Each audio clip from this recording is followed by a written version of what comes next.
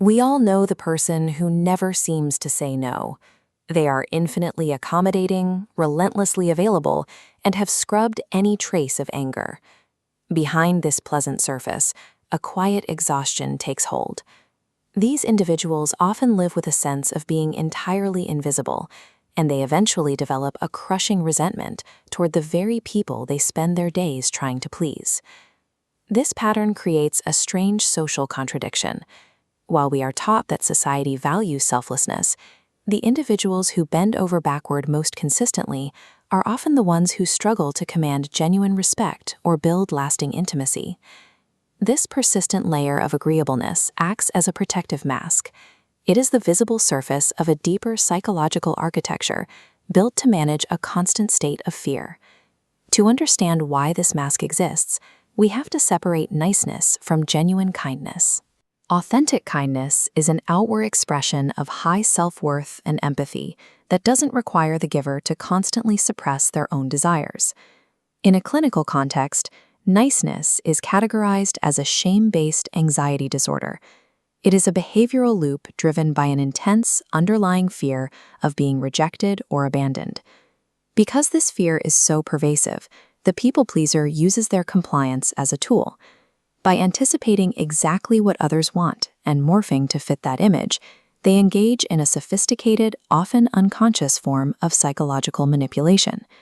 While true kindness gives without strings, people-pleasing gives to gain control. It is a strategy designed to manage the behavior of others and secure a predictable, safe environment. This compliant behavior serves as a primary survival strategy in childhood, where it is often the only available tool for navigating high-stress family systems. When a child faces an emotionally volatile or neglectful caregiver, they cannot fight back or run away. Instead, the nervous system triggers the fawn response. The child learns that they can mitigate danger by becoming perfectly useful, exceptionally quiet, and endlessly agreeable. Many adults with these tendencies describe their upbringing as picture-perfect or entirely traditional. However, these idealized facades often hide environments where love was conditional, granted only when the child successfully managed the parents' moods. This conditioning leads to what psychologists call an undeveloped self.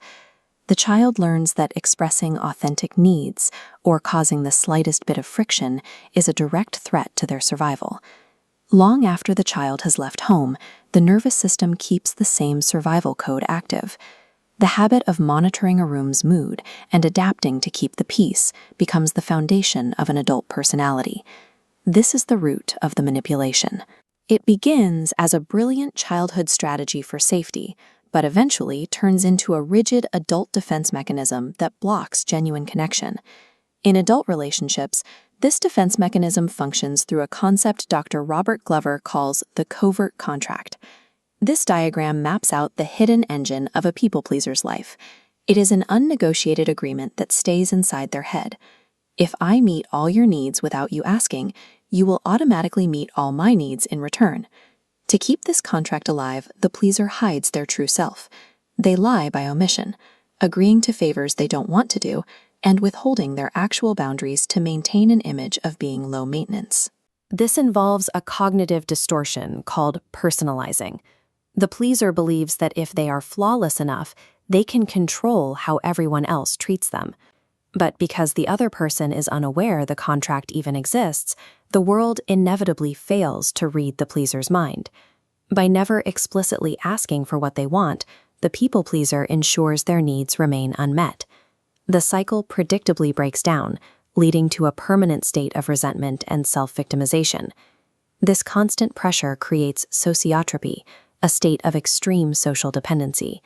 A sociotropic person will be hyper-accommodating to strangers to maintain their nice image, but can become highly controlling and arrogant with those closest to them. Because they spend all their energy pleasing the outside world, their intimate partners become a dumping ground for their accumulated stress.